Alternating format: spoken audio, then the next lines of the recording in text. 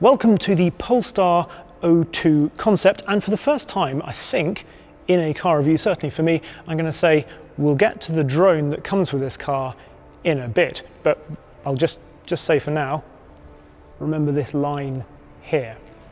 Why are we looking at the Polestar O2 Concept? Because it is just a concept, this is just a model, there's nothing underneath it. Well, because fundamentally, I think it looks great. It was on show in public for the first time at the recent Goodwood Festival of Speed, and it seemed worth delving a little deeper. Now, this is based from the Precept concept that went before, so they haven't said anything about the powertrain underneath this. Obviously, it's electric, a couple of motors, but then this is 400 millimeters shorter in the wheelbase than that. The Precept, they were saying 900 brake horsepower for that, and a range of 600 miles plus. So yeah, perhaps reduce those a little bit, but that's the sort of ballpark for this, so plenty quick enough, I think you'll agree. But fundamentally, I think it just looks great, doesn't it? This face now that is becoming sort of known for Polestar. We've got the LiDAR sensor down at the front there, and then these sort of little winglets at the side there for channeling air down the side. Massive 22-inch wheels on this. Wouldn't mind seeing them shrunken down just a little bit. But it's sort of what's underneath this car that I think is really interesting. I should say there is a roof. I'm not going to put it up and down here, but you'll see some photos of it.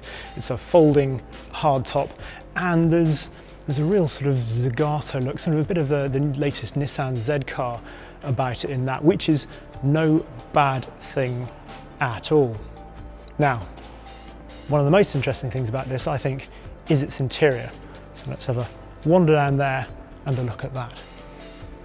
Coming past the obviously de rigueur cameras for wing mirrors down here, and actually you get a lovely view down the side of the some really big haunches on this with a slightly sort of nipped in waist. But the interior. Now I'm a fan of Polestar interiors and the technology particularly within them, because they have this Android architecture.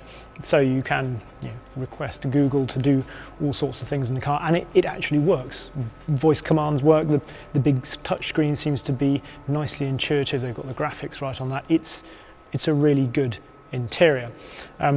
Talking about shortened wheelbase, one of the reasons they got rid of it with this, or shortened it over the Precepts, is they got rid of the sort of the footwell down there, which obviously slightly compromises the rear seats a bit, but they look vaguely usable. They're nicely sort of bucketed there, so I'm sure you could fit a couple of small adults in for short journeys at least. Obviously we've got the golden seat belts as well, which you might remember from the Polestar 2.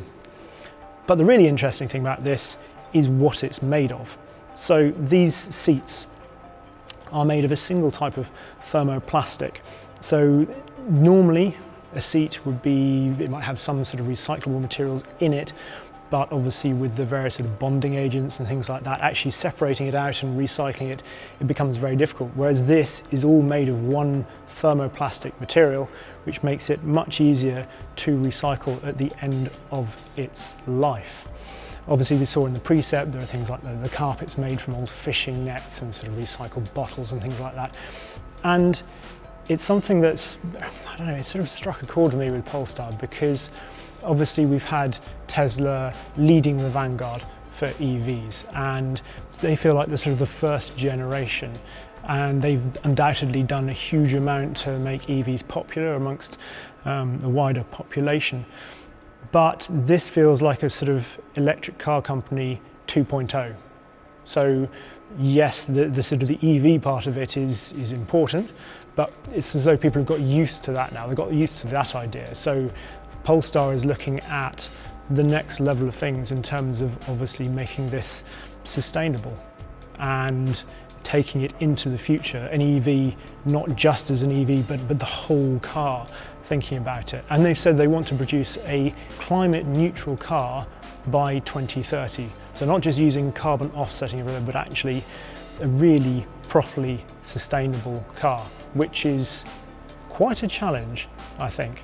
But yeah, it to me feels like Polestar, because it can be nimble, it is an EV only company, and because it's not like Audi, obviously, which has its GT and e-tron GTs and e-tron brands within it. This is solely focused. It's new. It can do all these sorts of things because it's not having to look on other parts of the business as it goes around. Talking of new, we should probably talk about that drone, shouldn't we? Now, you remember that line at the front? Well, that follows all the way through back here. And this is effectively a sort of a rail for the drone to come out of under here. So this drops down, there's a bit of negative pressure in here to allow it to seamlessly come out as you're going along. We're not parked up, no, we're driving along, and the drone comes out and then takes off, and then you can use the tablet in there to select various different modes. So you could go for a sporty sort of look, or you could go for more cinematic, as it perhaps sort of, parallaxes round the car like that and films you on a coastal road, up in the mountains perhaps, or just as you pull into the supermarket car park. Whatever you want, really.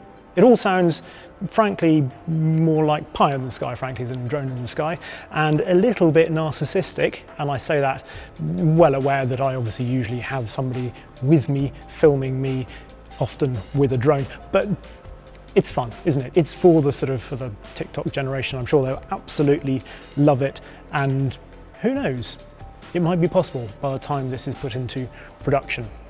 Talking of which, will we see this in production? Because it is obviously a concept. However, we know that the bonded aluminium architecture underneath, actually I should have mentioned that, because they've labelled all the different sort of types of aluminium, so A, B and C types of aluminium, to make it easier to recycle all of that as well. But we know that that is, well, possible. It's in production. We know that Polestar is going to produce, obviously, the 2s in production. We've got 3, 4 and 5 to come. But after 2025, we don't know what's next. They seem pretty keen to produce this, so really it depends on the reception from everybody else out there.